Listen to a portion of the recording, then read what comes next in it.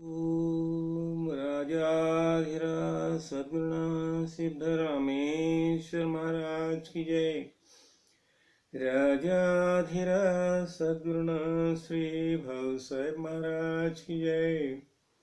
राजाधिराज सद्गुरुनाथ श्री काल सिद्धेश्वर महाराज की जय। गुरुर्ब्रह्मा गुरुर्विष्णु गुरुर्देवो महेश्वरा गुरु साक्षात् परब्रह्म तस्मै श्री गुरुवे नमः। ब्रह्मानन्दं परमसुखदं केवलं ज्ञानमूर्तिं द्वन्द्वातीतं गगनसदृशं तत्त्वमस्यादिलक्ष्यम् एकं नित्यं विमलमचलं सर्वधी साक्षिभूतं भावातीतं त्रिगुणरहितं सद्गुरुं तं नमामि। श्रीगुरुचरणप्रतापे पुण्यपापे जाले त्रिभुवन समतीर्थे ज्ञानगंगे मिळाली। शुभाशुभ पाहता भावना राम झाले निशिदिनी गुरुराया उन्मनी झोपाले। जय जय रघुवीर समर्थ राजाधिराज सद्गुरुनाथ श्री काळ सिद्धेश्वर महाराज की जय।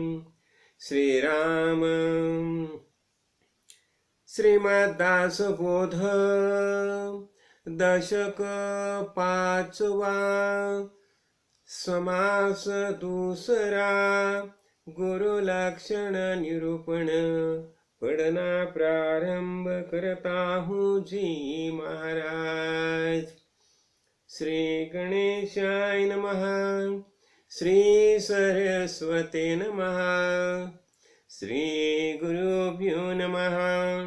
श्री समर्थ सद्गुरु सिद्धरामेश्वराय नमः। श्री समर्थ सद्गुरु काळ सिद्धेश्वराय नमः। श्री राम जे करामती दाखविते तेही गुरु म्हणी जेते परंतु सद्गुरु नव्हे ती मोक्षदाते। सभा मोहन भुररी चेटके साबर मंत्र कौटाले अनेके नाना चमत्कार कौतुके असंभाव्य सांगती औषध प्रवग का सुवर्ण धातूचा मार्ग दृष्टी बंधने लागवेग अभिलाषाचा। साहित्य संगीत राग ज्ञान गीत नृत्य तानमान नाना वाद्ये शिकविती जन तेही एक गुरु। विद्या शिकविते पंचाक्षरी ताडे तोडे नाना परे का कोट पोट भरे जयावरी ते विद्या शिकविते।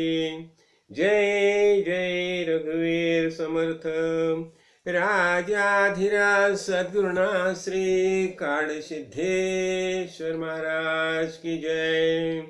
ध्यान मूलम गुरुर्मूर्ति पूजा मूलम गुरुपदम मंत्रमूलं गुरुर्वाक्यं मोक्षमूलं गुरुकृपा। राजाधिराज सद्गुरुनाथ श्री काळ सिद्धेश्वर महाराज की जय। तो अभी पहले निरूपण में हमने गुरु पूर्णिमा देखी और गुरु पूर्णिमा के समय हमने देखा कि ये महर्षि व्यास जो है जिसके नाम से ये आषाढ़ पूर्णिमा जो है वो आषाढ़ पूर्णिमा का नाम विधान किया गया व्यास पूर्णिमा गुरु पूर्णिमा। और ये गुरु पूर्णिमा के अवसर में क्या होता है, हरेक अनुगय शिष्य अपने सदगुरु भगवान के दर्शन के लिए आता है। और गुरु ने जो बोध दिया है, आदि मंत्र दिया है, तत्वमसि महावाक्य का जो बोध दिया है, वह निश्चय पक्का करते हैं। समझे क्या होता है? गुरु ने तो हमें नाम दिया, नाम मंत्र बोध किया, लेकिन ये नाम मंत्र का बोध करने के बाद हमें क्या करना चाहिए? उसका स्वाध्याय करना चाहिए, सातत्य से उसका अनुसंधान करना चाहिए, और गुरु जी ने जैसे जैसे हमें बताया वो रास्ते से हमें चलना चाहिए। तो ये गुरु पूर्णिमा, इसलिए गुरु पूर्णिमा जो ये त्योहार जो है, पर्व जो है, ये हरेक गुरु भक्त के लिए अत्यंत महत्वशाली माना जाता है। और हरेक गुरु भक्त कृतज्ञता भाव से सदगुरु भगवान के यहाँ आता है और सदगुरु भगवान का चरण स्पर्श करके जो बताता है, गुरु जी आपने जो मुझे ज्ञान दिया है वह ज्ञान मार्ग से मेरी जो चाल चल रही है, मैं चल रहा हूं पूर्ण श्रद्धा से और निश्चय से। मैं आपने जो जो बोध किया वे रास्ते से चल रहा हूं। तो मुझे याद आ गई, क्या हो गया, ऐसा ही मैं प्रवचन कर रहा था एक समय, और वही समय मेरे गुरुजी मेरे सामने बैठे थे अपने आसन पर, और मैंने बता दिया कि आप यदि एक ज्ञानेश्वरी ग्रंथ का पारायण करेंगे तो गुरुजी ने मुझे बताया ठहरो। और क्या बताया मुझे? देखिए, हम कोई ज्ञानेश्वरी ग्रंथ का पारायण नहीं करेंगे, तुम पारायण करने का और हम सबको आके बताने का, बस यही गुरुजी ने वो समय जो बात की, और वही बात के अनुसार मैं कार्य कर रहा हूं। तो क्या होता है, इसलिए अभी देखिए, अभी क्या हो गया, दासबोध ग्रंथ है, अपना संप्रदाय का प्रमाण ग्रंथ है। तो दासबोध ग्रंथ के 20 दशक है और 200 समास है। समास इसका मतलब हो गया 200 चैप्टर है, समझो। तो हर एक चैप्टर के ऊपर प्रवचन होना चाहिए, ऐसी गुरुजी की आज्ञा थी। तो गुरुजी की आज्ञा के हिसाब से जब भी मैं महाराष्ट्र में था तो उस समय ये 200 चैप्टर है, ये 200 चैप्टर के ऊपर हर एक चैप्टर के ऊपर निरूपण हो गया, प्रवचन हो गया। और वो प्रवचन होने के बाद वो प्रवचन की मैंने गुरुजी की आज्ञा, ये सब करने वाले गुरुजी है, मैं तो बोलता है मीडियम माध्यम बोलता नहीं, वैसा ही है। तो उसकी डीवीडी में मैंने तैयार की है। तो अभी क्या हो गया, तो उसके बाद जब भी मैं ये उत्तराखंड में आ गया तो गुरुजी की आज्ञा हो गई, अरे भाई अभी तो दासबोध तो ग्रंथ हो गया है, अपने पूरे साल के जो त्योहार है, गुड़ी पौर्णिमा, अपना गुड़ी पाड़वा से लेकर होली पूर्णिमा तक, ये सब जो त्योहार है अपने परंपरा के और हमारे काढ़ सिद्ध संप्रदाय परंपरा के जो त्योहार होते हैं, वह सब त्योहार के ऊपर निरूपण हो गए। तो उसकी भी डीवीडी गुरुजी की कृपा आशीर्वाद से तैयार हो गई है।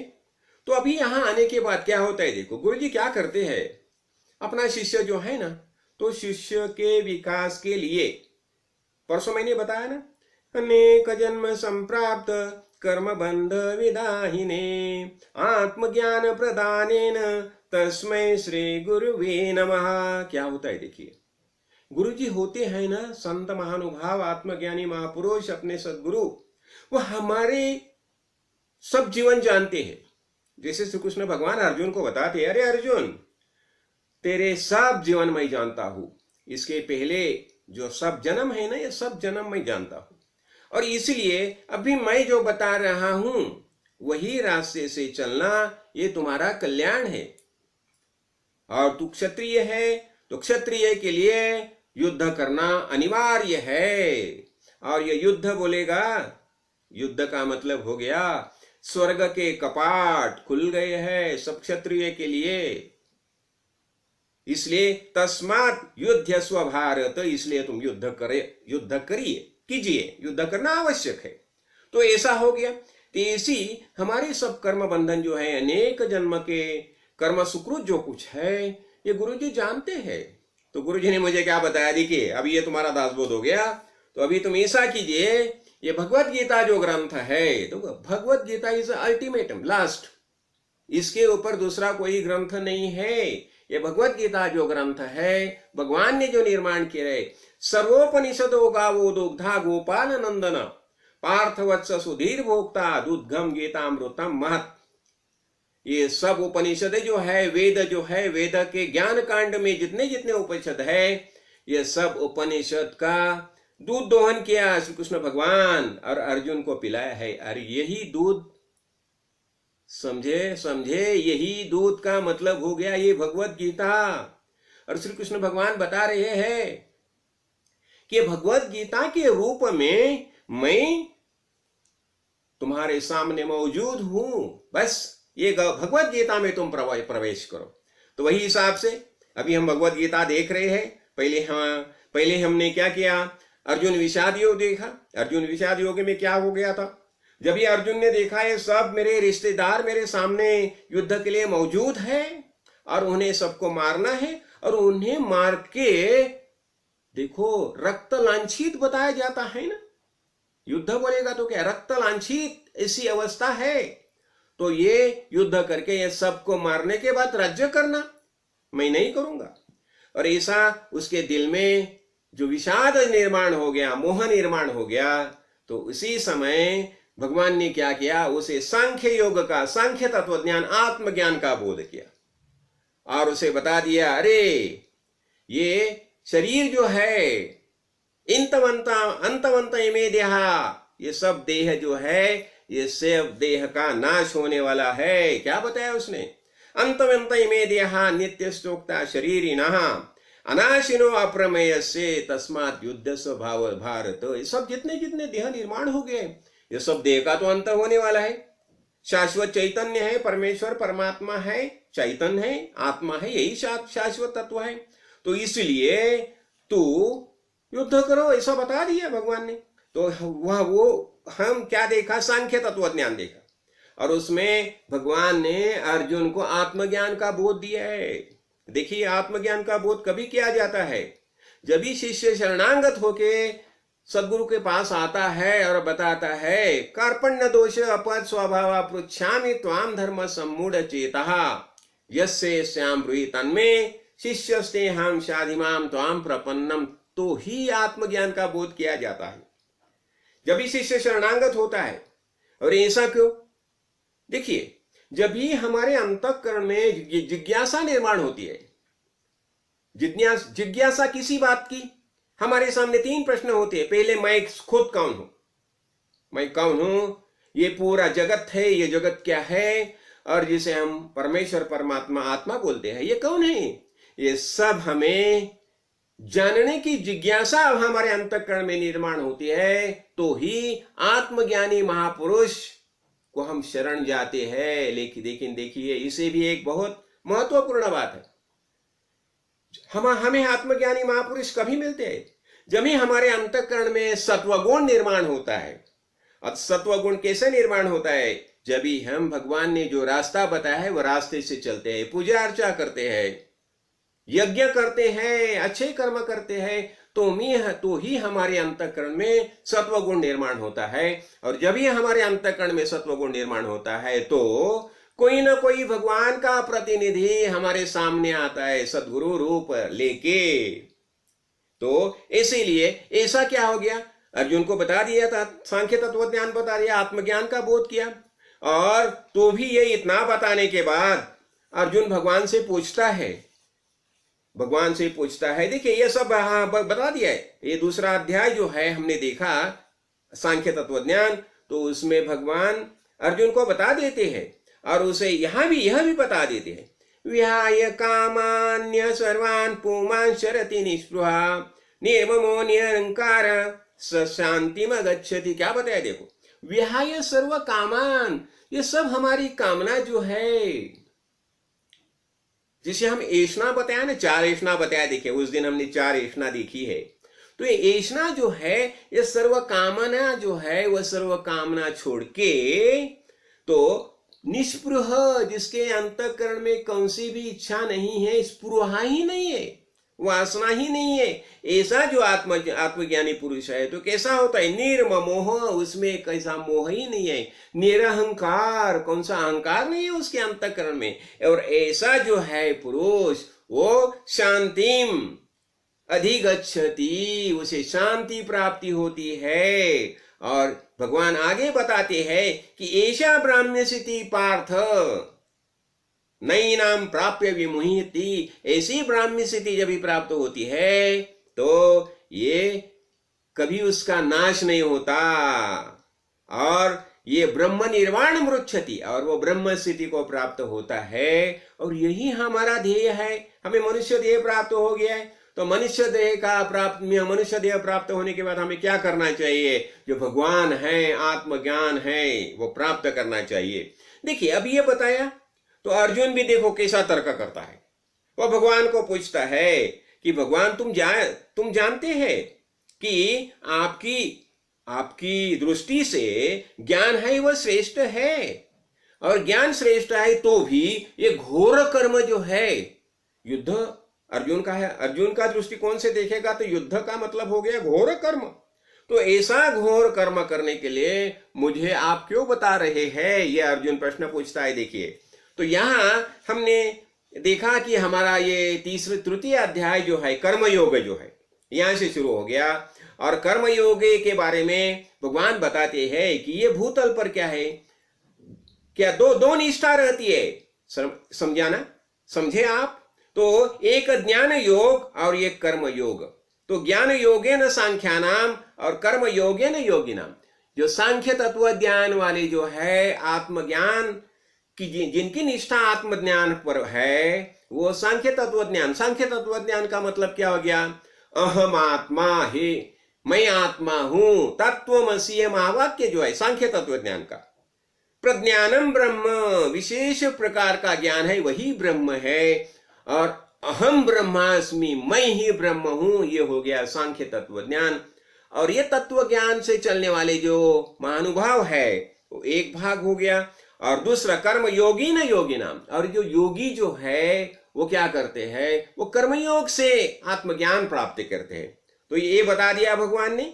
और उसके आगे भगवान बताते हैं, देखिए यहाँ ये कर्मयोग जो है ना, ये कर्मयोग में भगवान कर्म की श्रेष्ठता बताती है, यज्ञ की श्रेष्ठता बताती है।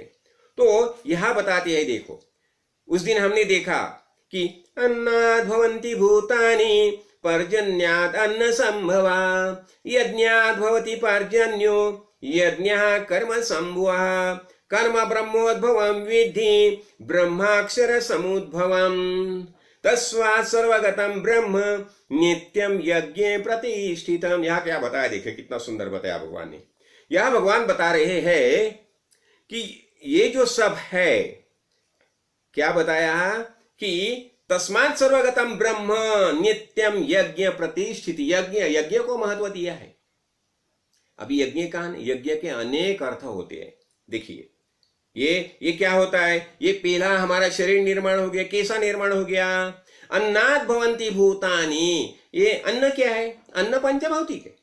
तो पंचभौतिक अन्न से पंचभौतिक शरीर निर्माण हो गए। सब संपूर्ण सृष्टि में जो है, जैसा हम बताते हैं ना, जो पिंड में है वही ब्रह्मांड में है। पिंड में पंचमहाभूत है, वैसे ही संपूर्ण ब्रह्मांड जो है पंचभौतिक ब्रह्मांड है। इसलिए पिंड और ब्रह्मांड दोनों एक ही है, उसमें फर्क नहीं है। देखिए, तो ये बता रही है। और वो आगे बताती है कि ये अन्नाद् भवन्ति भूतानि, ये सब जो है अन्न से निर्माण होता है।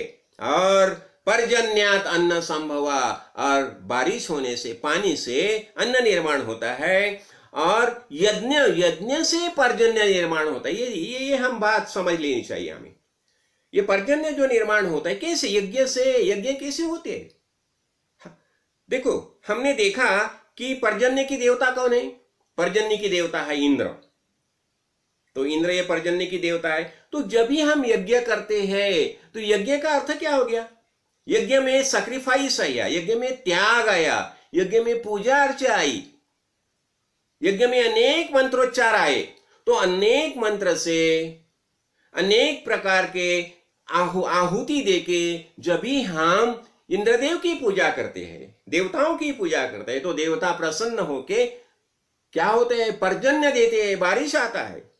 तो देखो, और पर्जन्यात यज्ञ संभवा, और यज्ञ कर्म संभवा, और ये यज्ञ जो है, यज्ञ की निर्मिति कैसे होती है, कर्म से होती है। अभी देखो, ये कर्म के बारे में बहुत बातें बताई जाती है। तो ये इसलिए ये जो कर्म जो है, कर्म ब्रह्मोद्भवम विद्धि, जो कर्म जो है, कर्म की निर्मिति कैसे होती है, ये ब्रह्म से निर्मिति होती है। और अब ब्रह्म का मतलब क्या हो गया, ब्रह्म का मतलब वेद ऐसा भी होता है। देखिए, ब्रह्म पर ब्रह्म जो है वो तो है, जो सच्चिदानंद स्वरूप ब्रह्म है वो ब्रह्म नहीं। यह ब्रह्म का अर्थ ऐसा होता है वेद, कर्म ब्रह्मोद्भवम विद्धि। तो ये ब्रह्म जो है, कर्म जो है, वो वेद के अनुसार चलते हैं, वेद में जो बताया है। और ब्रह्माक्षर समुद्भव, और वेद जो है वो कैसे हो गए, ये अक्षर से निर्माण हो गया। अक्षर तत्व हम बोलते हैं ना, अक्षर, अक्षर, अक्षर मीन्स जिसका नाश नहीं होता, ऐसा, ऐसे जो है तत्व जो है। तो तस्मात् सर्वगतम ब्रह्म नित्यम यज्ञ प्रतिष्ठितम, ये ब्रह्म जो है वो यज्ञ से निर्माण होता है, और इसलिए कर्मों को विशेष महत्व दिया गया है। और ये जो है ना, ये चक्र है, ये अनेक हमारे नाना दादा, ये अनेक पीढ़ियों से ये चल रहा है, यज्ञ चल रहा है, इसलिए यज्ञों को प्राधान्य दिया है। और ये जो है एवं प्रवर्तितम चक्रम, ये जो चक्र जो है, कर्म चक्र जो है, यज्ञ चक्र जो है, हमारे महानुभाव ने, बाप दादा ने अनेक वो चालू रखा है, वो हमें चालू रखना ही चाहिए। इसलिए आगे वो बता दे, देखो हम देख रहे थे, उस दिन हमने देखा था कि तस्माद् असक्ता सततम कार्य कर्म समाचर। तो आगे बताती है, देखो हम यहां तक आए थे, एवं प्रवर्तितम चक्रम नानुवर्तति यः अघायुरिंद्रिय रामो मोघम पार्थ सजीवति। देखो यहाँ क्या बताए, ये जो चक्र जो है ना, जो चक्र बनाया है, ये कर्म का जो चक्र है, जो अनुष्ठान चक्र है, वो हमें चालू रखना ही चाहिए। देखो, और जो कोई ये चक्र से नहीं चलता, तो क्या बताया है, जो इंद्रिया रामो, जो इंद्रिय में जो रममाण हो गया है, देखिए अपने इंद्रिय में ही जो रममाण हो गया है, अभी इंद्रिय में रममाण हो गया है, इसका मतलब, इसका अर्थ क्या हो गया, इसका अर्थ ऐसा है, जो पंच तन्मात्रा जो है, पंच विषय है, वो पंच विषय में ही वो रस लेता है। अब ये पंच विषय कैसे हो गया, शब्द, स्पर्श, रस, रूप और गंध, ये 5 विषय है। और ये 5 विषय मामूली नहीं है, ये 5 विषय में से एक एक विषय ऐसा होता है जो हमारी जान लेता है। आपको पता है ना, देखो, शब्द से हरिण की जान जाती है, स्पर्श से हाथी की जान जाती है, स्पर्श से, शब्द स्पर्श, रस से मच्छ जो होता है ना, मांसा उसकी जान जाती है रस से, रस, रूप से जो पकौड़ी बोलते हैं ना, पकौड़ी अग्नि के ऊपर यहां से वहां छलांग लगाती है, वो उसकी जान जाती है रूप से, शब्द स्पर्श रस रूप, और गंध से जो भ्रमर है, भ्रमर, उसकी जान जाती है। ऐसे 5 विषय जो है, एक एक विषय में अनुरक्त होने से जान जाती है। तो हम तो 5 ही विषय में अनुरक्त होते हैं, तो हमारी क्या अवस्था हो जाएगी। बस देखिए, इसलिए क्या बताया जाता है, हमेशा ही बताया जाता है कि जो आप सबसे महत्व जो है, प्रयास करना चाहिए कि पंच विषय से हमें निवृत्त होना ही चाहिए। तो यहां बताया है, अघायुरी इंद्रियान, जो इंद्रिय रामो जो है, और मोघम पार्थ सजीवती, वो व्यर्थ ही जीता है। जो इंद्रियों सुख ढूंढ के जो जीता है ना, उसका जीना व्यर्थ है, ऐसे भगवान अर्जुन को बता रही है। आगे बता रहे, देखो, यस्त्वात्मरते एव स्यादात्मतृप्तस्य च मानवः आत्मनेव च संतुष्टः तस्य कार्यं न विद्यते। ये बहुत महत्वपूर्ण बात भगवान बता रही है। जिसकी आत्मरति होती है, जो खुद में ही आनंद ढूंढना शुरू करता है, ये पंच विषय रहे बाजू में गए, तो पंच विषय में न रममाण होते, जो खुद में ही रममाण होता है, खुद में ही रममाण होता है। तो ऐसा आत्मरति एव, खुद में ही रममाण होने वाला जो होता है, और एक ऐसा होता है शाद आत्मतृप्त मानव, ऐसा जो आत्मतृप्त मानव जो है, ऐसे महापुरुष जो है, इसकी क्या अवस्था देखिए, आत्मनेव च संतुष्ट, वो खुद में संतुष्ट रहता है, खुद में संतुष्ट रहता है। और तस्य कार्यम न विद्यते, उसके लिए कुछ कार्य ही नहीं रहता, उसे करने के लिए कुछ कार्य ही नहीं रहा ना, क्यों कार्य करेंगे, कार्य बचा ही नहीं है, खुद में ही संतुष्ट है, आत्मनिएव आत्मना तुष्टा। तो ऐसा जो है स्थित प्रज्ञ, उसके लिए कुछ कार्य ही नहीं बचे, समझाना। तो ऐसे भगवान बता रहे, आगे देखो, नैव तस्य कृतेनार्थो नाकृतेन कश्चन न चास्य सर्वभूतेषु कच्चित् अर्थ व्यपाश्रयः। देखो, उसको कोई करने लायक ऐसी कुछ चीज नहीं है और कुछ न करने लायक भी चीज नहीं है। देखिए, और ये भूतल पर जितने जितने कोई लोग हैं, तो स्वार्थवश किसी के साथ कुछ उसका कुछ व्यवहार ही नहीं होता, उसके दिल में कोई स्वार्थ ही नहीं है, उससे किसी से कुछ लेना ही नहीं है, कुछ देना ही नहीं है। ये ऐसी अवस्था होती है महापुरुष की। लेकिन तो भी देखो, एक बहुत महत्वपूर्ण बात भगवान यहां समझा रहे हैं, तस्मात् असक्तः सततम कार्यम कर्म समाचर। क्या बता रहे अर्जुन को? देखिए अर्जुन, जो आत्मज्ञानी महापुरुष है, स्थित प्रज्ञ है, आत्मनि व आत्मना तुष्ट है, ऐसी जिसकी अवस्था है, तो उसके लिए ये भूतल पर करने जैसी कोई चीज ही नहीं बचाइए। तो भी देखिए, इसीलिए तस्मात् असक्तः सततम कार्यम कर्म समाचर असक्तो ह्याचरन् कर्म परमाप्नोति पुरुषः। क्या बता रहे, देखो भगवान अर्जुन को बता रहे हैं, इसलिए तुम अनासक्त भाव से जो अभी तुम्हारे सामने यह युद्ध का कार्य है, ये कार्य करो, और अनासक्त होके तुम ये कार्य करेंगे तो क्या हो जाएगा, परमाप्नोति पुरुषा, जो परम फल जो है वो तुम्हें प्राप्त हो जाएगा। देखिए, वो परमात्मा को प्राप्त हो जाएगा। तो हमारा देखिए, ये भूतल पर मनुष्य देह प्राप्त होने के बाद हमारा क्या सबसे बड़ा निश्चय क्या होता है, हमें क्या प्राप्त करना चाहिए, हमारा ध्येय क्या होता है? तो हमें भगवान को ही प्राप्त करना है ना। जहां से हम निकले वहां हमें जाके मिलना है, बराबर है। तो देखो, ये हम वो अपना कौन सी डिस्कवरी चैनल में हम देखते हैं ना, वो एक साइमन मासा देखिए, वो क्या करता है, वो जब भी ऊपर रहता है, देखो पहला तो एकदम ऊपर रहता है और ऊपर से वो नीचे आता है, और जब भी उसके वो अंडी डालने की अवस्था होती है ना, तो बहुत प्रयास करके वो ऊपर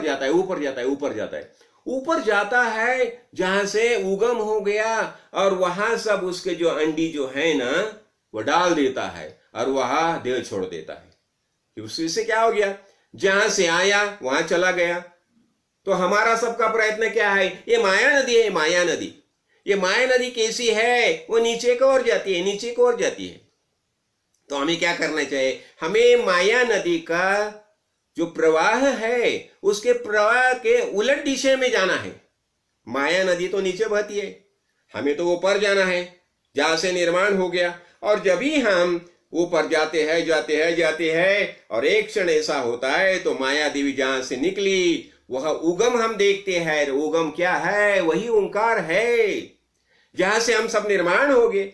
और वो ओंकार वहां जाने के बाद, वह देखने के बाद हम तृप्त होते हैं, कृतकृत्य होते हैं, और वही हमारा सबका प्रयत्न है। और इसलिए भगवान बताते हैं कि असक्तो ह्याचरन् कर्म परमाप्नोति पुरुषः। तुम निरासक्त होके युद्ध करो और तुम क्या हो जाएगा, वो परमात्मा को तुम प्राप्त हो जाएगा। अभी देखो आगे भगवान बता रहे, अभी क्या होता है देखो ना, भगवान कुछ उदाहरण भी दे रहे हैं, कौन कौन किसी तरह से जीवनी व्यतीत किया है किसने यहां बता रहे। देखो, कर्मण्येव हि संसिद्धिं आस्थिता जनकादयः लोक संग्राम एवापि संपश्यन् कर्तुमर्हसि। यहां क्या बता रहे, देखो बहुत महत्वपूर्ण बात बता रहे हैं। कभी कभी क्या होता है ना, जो ज्ञानी होते हैं ना, उनको लगता है कि अभी हम ज्ञानी हो गए, हम अभी कैसे भी रहेंगे। नहीं, ये भगवान को मंजूर नहीं है। और भगवान बता दे रहे, देखिए कि जनक राजा देखो, जनक राजा कैसे थे? जनक राजा तो विदेही थे। विदेही का अर्थ क्या हो गया? विदेह, मैं देह नहीं। उसका भाव पक्का हो गया था, मैं आत्मा हूं, तो चैतन्य रूप आत्मा मैं हूं, ये पूरा भाव जनक राजा का हो गया था। और इसलिए उसे बताया जाता था कि जनक कैसे थे? जनक विदेही थे। विदेही इसका मतलब वो खुद को शरीर करके नहीं पहचानते थे। इसलिए एक दिन क्या हो गया देखो, जब भी जनक राजा के गुरु थे अपने याज्ञवल्क्य, तो हमेशा जब भी उनका प्रवचन चलता था, निरूपण चलता था, तो याज्ञवल्क्य जनक की तरफ देख के बातें करते थे। समझे? क्या करते थे? जनक की तरफ देखते थे, बातें करते थे, जब भी ज्ञान का बोध करते थे। तो सब लोगों को लगा राज्य के, अरे ऐसा क्यों, हमारी तरफ देखते ही नहीं है, सब जनक राजा के ओर देख के ही बातें करते हैं।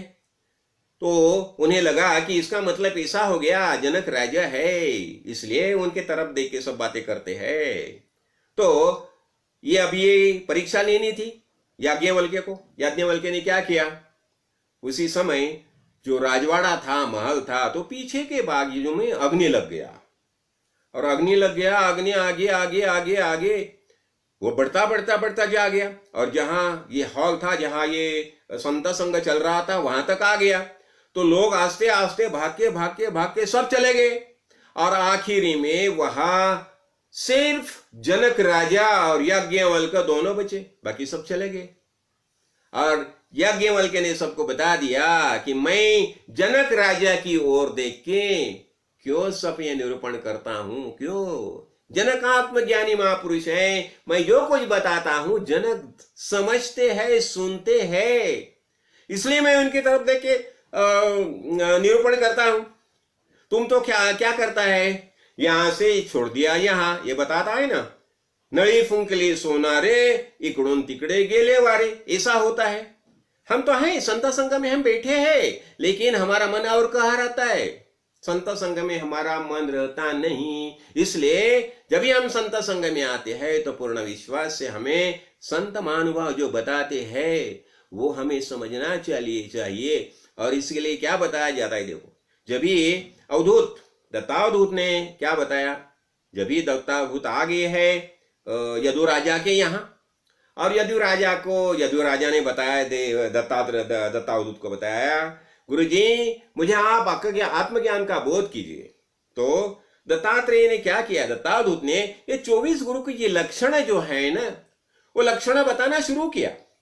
तो बताया जाता है, ऐकावया 24 गुरूंची लक्षणे यदूने सर्वांग केले श्रवण। इसका मतलब क्या हो गया, ये 24 गुरु की जो लक्षण जो है, जब ये दत्तावधूत बता रहे थे तो यदु कितने एकाग्र हो गए थे। देखिए, उस अभिश्रवण का मतलब हो गया कान, तो उन्हें पूरी शरीर जो है, बॉडी है, पूरे शरीर का ही कान किया।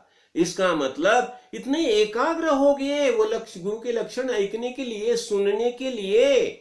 ऐसा होता है। तो यहां क्या बताया जाता है, जनक राजा तो आत्मज्ञानी महापुरुष थे, तो भी वो अपने हरेक कर्म करते थे, राज्य चलाते थे। पता है ना, अरे इतना क्यों, अपने ये अपना एकनाथ महाराज के गुरु जनार्दन स्वामी तो किल्लेदार थे, राजा के किल्लेदार थे, किला संभालते थे, तो भी वो आत्मज्ञानी महापुरुष थे। इतना ही नहीं, उनकी जो 2 औरतें थी वो भी उनके साथ, जब भी वो युद्ध के लिए जाते थे तो उनके साथ उनके बॉडीगार्ड संरक्षक करके दोनों उनकी औरतें जाती थी युद्ध के लिए। और एक समय ऐसा बताया जाता है, जब ही जनार्दन स्वामी ध्यान कर रहे थे, समाधि में बैठे थे, और उसी समय पता चला कि परकीय आक्रमण आ गया है। तो परकीय आक्रमण आ गया है। तो अभी गुरुजी तो ध्यान में बैठे। तो एकनाथ महाराज ने क्या किया, एकनाथ महाराज ने जनार्दन स्वामी का पूरा जो ड्रेस था वो चढ़ाया, हाथ में तलवार ली और घोड़े के ऊपर बैठ के वो एकनाथ महाराज युद्ध में गए और वो परकीय आक्रमण था उसका पारिपत्य किया है, ये बताया जाता है। तो जनार्दन स्वामी भी आत्मज्ञानी महापुरुष थे, दत्तावधूत। देखिए एक समय क्या हो गया, जब ये जनार्दन स्वामी ये अपने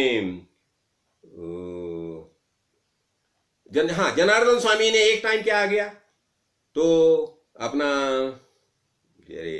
तो क्या होता है, जनार्दन स्वामी ये तो किलेदार थे, हाँ। और एकनाथ महाराज, देखिए एकनाथ महाराज को जनार्दन स्वामी एक समय लेके गए। कहां लेके गए? अपने एक ऐसे स्थान लेके गए कि जहां एक भील आया था। भील आया था, उसके पास उसके कुत्ते थे उसके, और वो भील दूसरा तीसरा कोई न था, ये दत्तावधूत थे।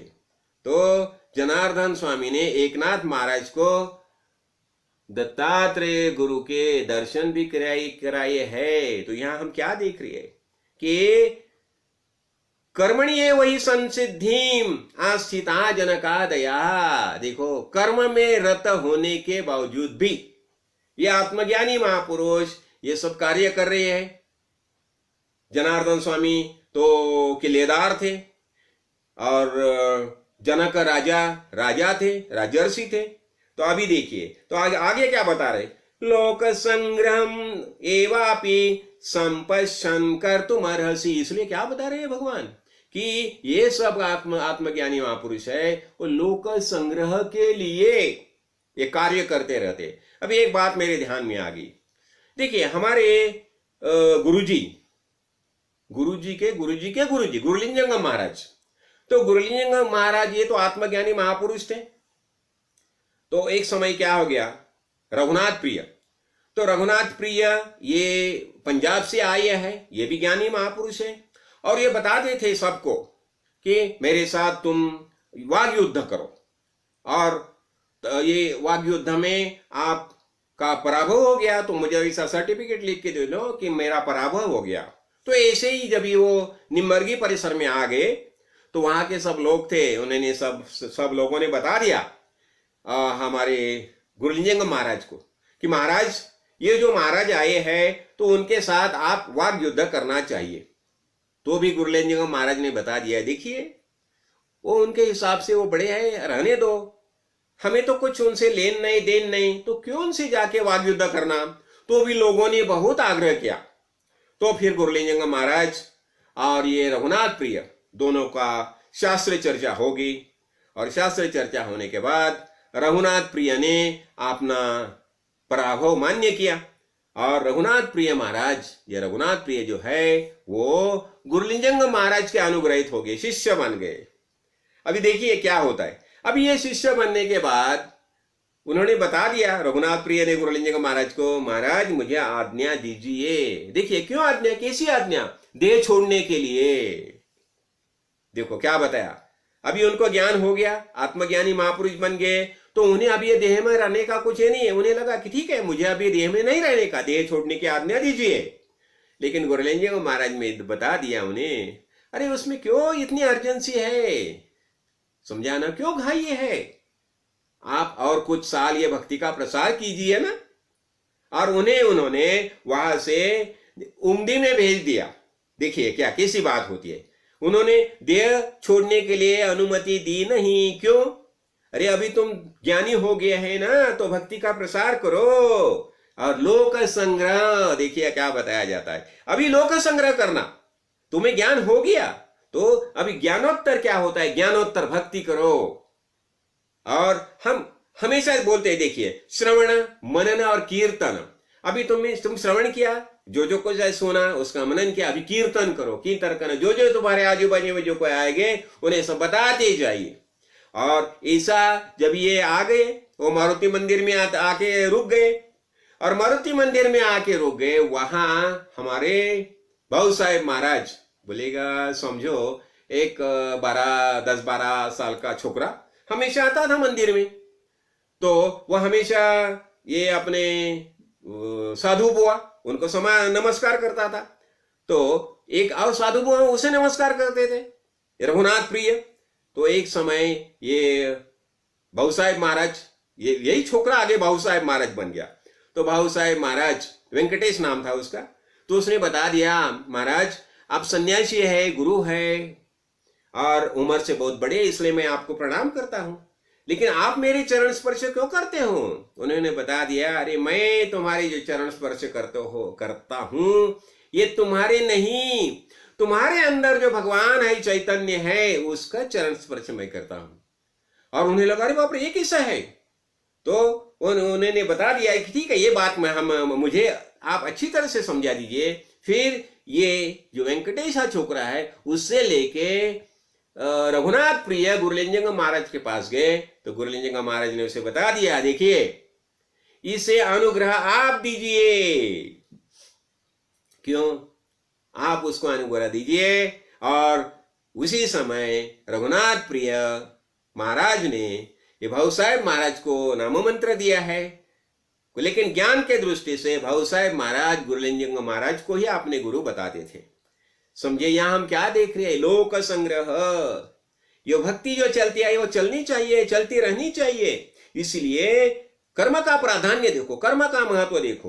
तो लोक संग्रम, लोक संग्रह का अर्थ क्या होता है? अभेद भक्ति, वैराग्य जाण, स्वय आचरण आपण, देखी लावावे इतरे जन, लोक संग्रह जानाव। देखो ये अभेद भक्ति, अभेद भक्ति इसका मतलब क्या हो गया? देव कोई अलग है, भगवान कोई अलग है, मैं कोई अलग है, ऐसा नहीं है। देव और भगवान वास्तव में मैं ही हूं, यह भक्त का निश्चय होता है। जो विभक्त नहीं है उसे भक्त बताया जाता है। तो अभेद भक्ति, वैराग्य, ये उसका आचरण खुद करते हैं और उनके संत संग में जो कोई आते हैं उन्हें सबको यही आदेश देते, वही बताते हैं। इसलिए इसे यही लोक संग्रह है। और लोक संग्रह ये क्यों करना चाहिए? ये भगवान का आदेश है। मैंने जो तुम्हें ज्ञान दिया वो ज्ञान जितना लोगों तक जा सकता है वो देने का कार्य तुम्हें करना चाहिए। इसलिए भगवान से सबसे ज्यादा प्रिय कौन होता है? भगवान बताता है, जो मेरा ज्ञान, मैंने जो ज्ञान दिया है वो औरों को बताता है, वो मेरे लिए सबसे ज्यादा प्रिय है। इसलिए भगवान ऐसे जो महानुभाव है, आत्मज्ञानी महानुभाव, उनके लिए है सब बातें करने के लिए तैयार होती है। देखिए यहां क्या बताइए, तो लोक संग्रम एवं अपि, तो यही लोक संग्रह है जो भक्ति का प्रसार होना चाहिए, वो अप टू द लास्ट। जो इसलिए हम यज्ञ का मतलब क्या हो गया? जो पहले पुराण काल में जंगल में जाके यज्ञ करते थे, इसका मतलब क्या हो गया? वहां जो कोई लोग है वहां ज्ञान का बोध करते थे। यज्ञ इसका अर्थ हो गया ज्ञान का वितरण, और यही भगवान का आदेश है। ब्रह्मदेव ने जो 10 प्रजापति निर्माण किए, उन्हें क्या बताया?